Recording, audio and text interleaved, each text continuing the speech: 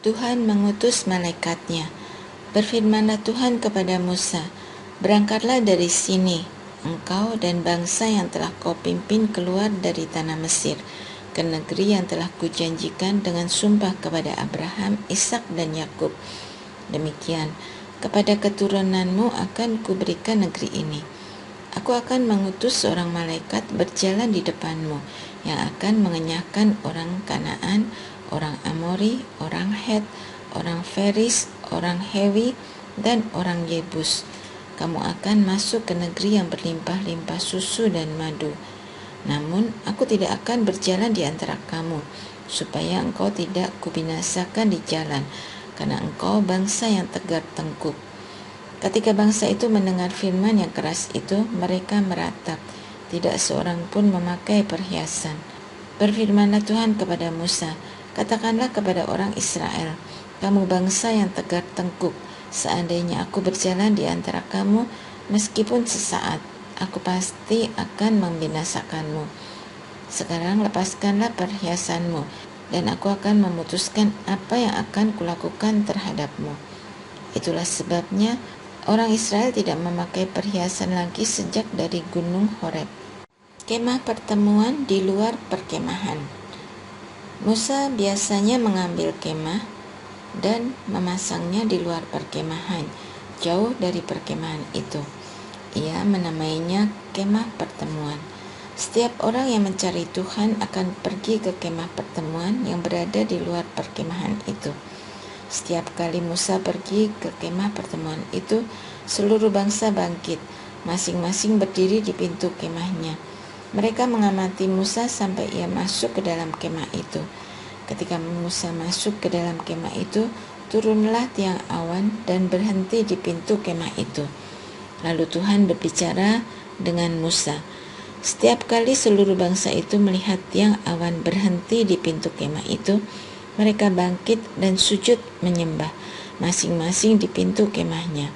Tuhan berbicara dengan Musa berhadapan muka, seperti seorang berbicara dengan temannya. Kemudian Musa kembali ke perkemahan, tetapi Yosua bin Nun, abdinya yang masih muda, tidak meninggalkan kemah itu. Musa di hadapan kemuliaan Tuhan. Berkatalah Musa kepada Tuhan, "Engkaulah yang berfirman kepadaku, bawalah bangsa ini pergi. Tetapi engkau tidak memberitahu kepadaku siapa yang akan kau utus bersamaku. Padahal engkau sendiri berfirman, aku mengenalmu dengan namamu, juga engkau mendapat kemurahan hatiku. Sekarang, sekiranya aku mendapat kemurahan hatimu, beritahukanlah kepadaku jalanmu, sehingga aku mengenal engkau, supaya aku tetap mendapat kemurahan hatimu. Lagi pula, bangsa ini umatmu sendiri." Lalu Tuhan berfirman, "Aku sendiri akan berjalan besertamu dan memberi ketentraman kepadamu." Berkatalah Musa kepadanya, "Jika bukan engkau sendiri yang berjalan beserta kami, jangan bawa kami pergi dari sini. Lalu, bagaimana orang akan tahu bahwa aku telah mendapat kemurahan hatimu, aku dan umatmu ini?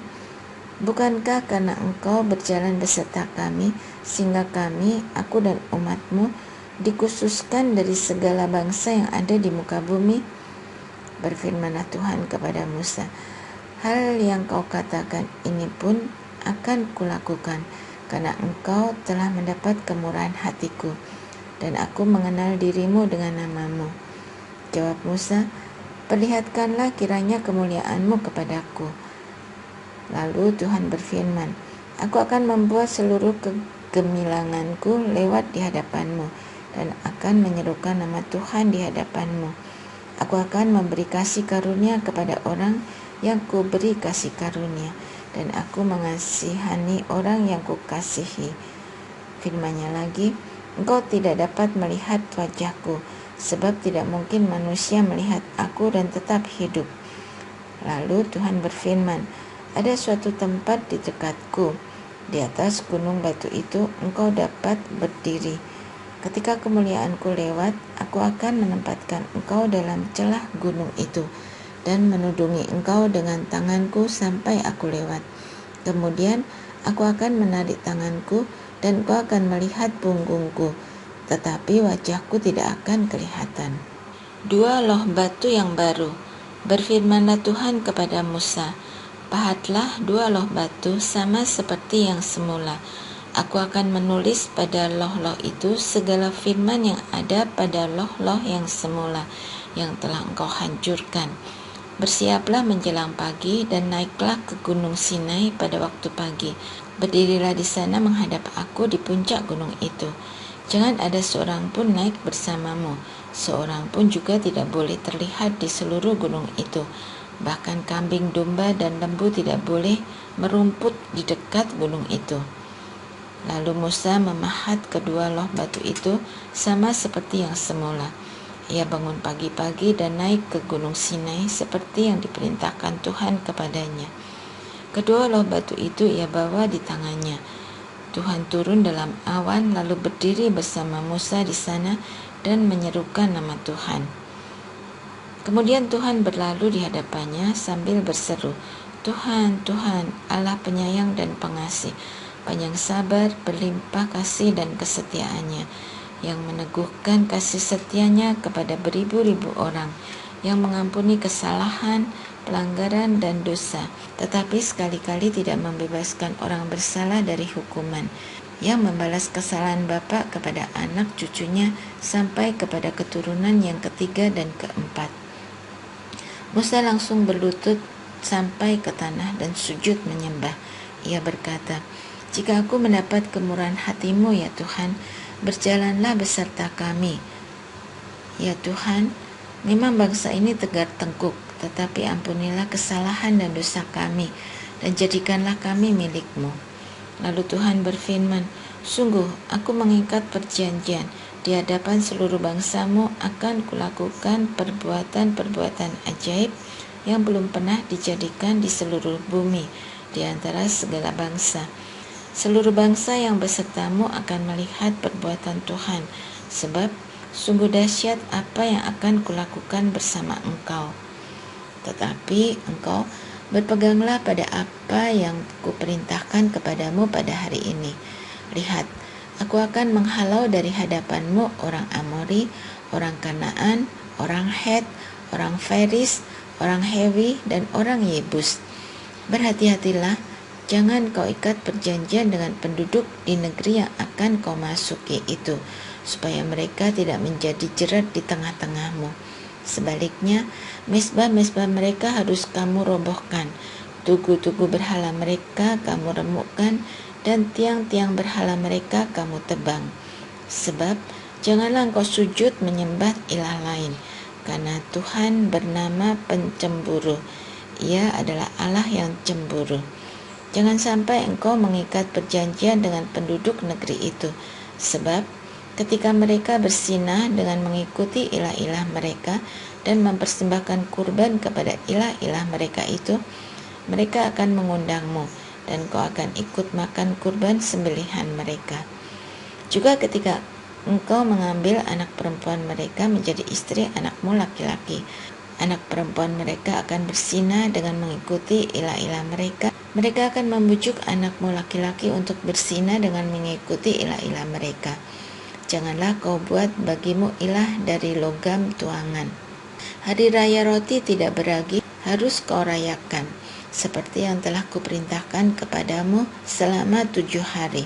Engkau harus makan roti tidak beragi pada waktu yang ditetapkan pada bulan Abib, sebab pada bulan itulah engkau keluar dari Mesir. Semua yang lahir pertama dari kandunganmu adalah milikku, juga yang jantan dari semua ternakmu, yang lahir pertama dari lembu atau domba. Tetapi setiap anak keledai yang lahir pertama harus kau tebus dengan seekor domba.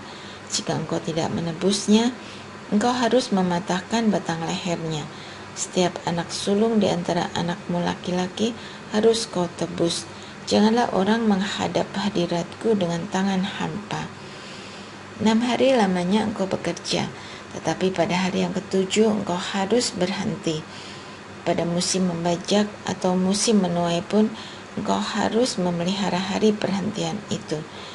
Hari raya 7 minggu, perayaan hasil pertama panen gandum, harus kau adakan. juga hari raya pengumpulan hasil pada pergantian tahun.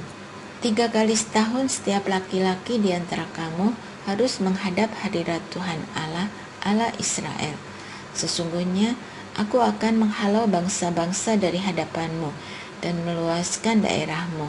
Tidak seorang pun akan mengingini negerimu ketika engkau menghadap hadirat Tuhan Allahmu 3 kali setahun. Janganlah kau persembahkan darah kurban sembelihan untukku dengan sesuatu yang beragi. Kurban sembelihan hari raya Paskah janganlah dibiarkan tersisa sampai pagi. Yang terbaik dari buah sulung tanahmu harus kau bawa ke rumah Tuhan Allahmu. Jangan kau masak anak kambing dalam susu induknya. Berfirmanlah Tuhan kepada Musa, tuliskanlah segala firman ini, sebab berdasarkan firman ini aku mengikat perjanjian dengan engkau dan Israel. Musa berada di sana bersama Tuhan 40 hari 40 malam lamanya. Ia tidak makan roti maupun minum air.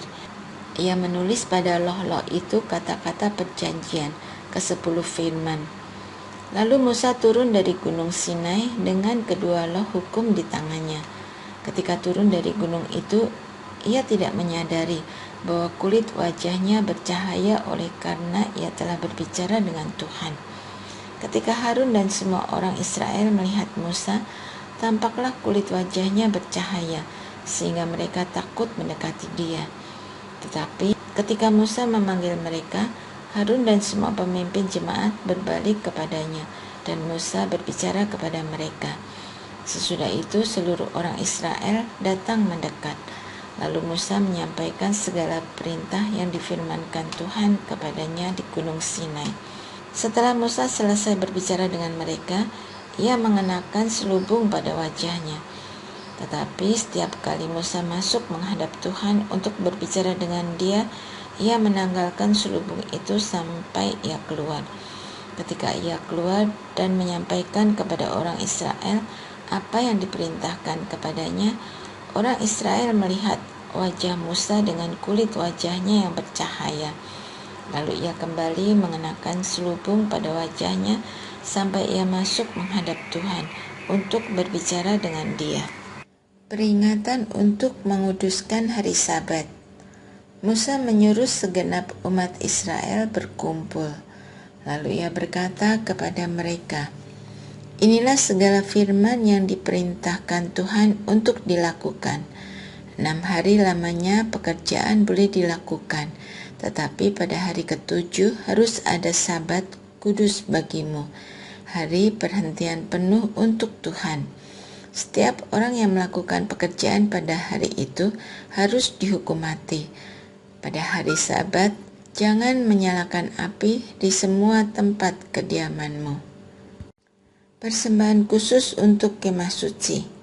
Berkatalah Musa kepada segenap umat Israel, inilah firman yang diperintahkan Tuhan, bunyinya, ambillah dari antaramu persembahan khusus bagi Tuhan. Setiap orang yang tergerak hatinya membawanya sebagai persembahan khusus bagi Tuhan, emas, perak, tembaga, benang ungu tua, ungu muda, dan merah tua, linen halus, bulu kambing, kulit domba jantan yang diwarnai merah, kulit halus, kayu akasia, minyak untuk penerangan, rempah-rempah untuk minyak urapan dan untuk dupa yang wangi, permata krisopras dan permata tatahan untuk baju efod dan untuk tutup dada. Semua yang ahli di antara kamu harus datang untuk membuat segala sesuatu yang diperintahkan Tuhan, yakni kemah suci, tenda dan tudungnya, kaitnya, papannya, kayu lintangnya, tiang dan alasnya, tabut dan kayu-kayu pengusungnya, tutup pendamaian dan tabir penudung, meja dan kayu-kayu pengusungnya, segala perlengkapannya serta roti sajian, kandil untuk penerangan dengan perlengkapannya, lampunya dan minyak untuk penerangan, mezbah pembakaran, dupa dengan kayu pengusungnya, minyak urapan dan dupa yang wangi, tirai pintu untuk kemah suci, mezbah kurban bakaran dengan terali tembaganya, kayu-kayu pengusungnya, dan segala perlengkapannya, bejana pembasuhan dengan alasnya, tirai pembatas pelataran, tiangnya, alasnya, dan tirai pintu gerbang pelataran itu, patok kemah suci dan patok pelataran dan talinya, pakaian jabatan untuk menyelenggarakan ibadah di tempat kudus, dan pakaian kudus bagi imam Harun, dan pakaian anak-anaknya untuk melayani sebagai imam. Lalu pergilah segenap umat Israel dari hadapan Musa. Sesudah itu, datanglah setiap orang yang tergerak hatinya dan yang rela hatinya membawa persembahan khusus bagi Tuhan untuk pembuatan kemah pertemuan, untuk segala kegiatan ibadah di dalamnya, dan untuk pakaian kudus. Lalu datanglah setiap orang yang rela hatinya, baik laki-laki maupun perempuan, membawa anting-anting hidung, anting-anting telinga, cincin meterai, dan kalung, segala perhiasan emas. Demikian juga setiap orang yang memberi persembahan unjukan dari emas bagi Tuhan. Juga setiap orang membawa apa yang dimilikinya berupa benang ungu tua, ungu muda, dan merah tua, linen halus, bulu kambing, kulit domba jantan yang diwarnai merah, dan kulit halus. Setiap orang yang hendak memberi persembahan khusus dari perak atau tembaga membawa persembahan itu bagi Tuhan, dan setiap orang yang memiliki kayu akasia membawanya untuk membuat segala perlengkapan ibadah. Setiap perempuan yang memiliki keahlian memintal dengan tangannya dan membawa benang ungu tua, ungu muda, dan merah tua, serta linen halus hasil pintalannya itu, semua perempuan yang memiliki keahlian dan tergerak hatinya memintal bulu kambing. Pemimpin-pemimpin membawa permata krisopras dan permata tatahan untuk baju efod dan tutup dada, rempah-rempah dan minyak untuk penerangan, untuk minyak urapan, dan untuk dupa yang wangi. Setiap laki-laki atau perempuan yang rela hatinya membawa sesuatu untuk pekerjaan yang diperintahkan Tuhan dengan perantaraan Musa supaya dilaksanakan. Orang Israel membawanya sebagai pemberian sukarela bagi Tuhan. Tenaga ahli dan persembahan yang melimpah. Berkatalah Musa kepada orang Israel, "Lihatlah, Tuhan telah menunjuk Besaleel bin Uri bin Hur dari suku Yehuda, dan telah memenuhinya dengan roh Allah, dengan hikmat, pengertian, pengetahuan, dan berbagai keahlian, supaya ia membuat berbagai rancangan untuk dikerjakan dengan bahan emas, perak, dan tembaga, dengan mengasah batu permata yang akan ditata, dengan mengukir kayu, dan dengan melakukan berbagai pekerjaan yang dirancang itu.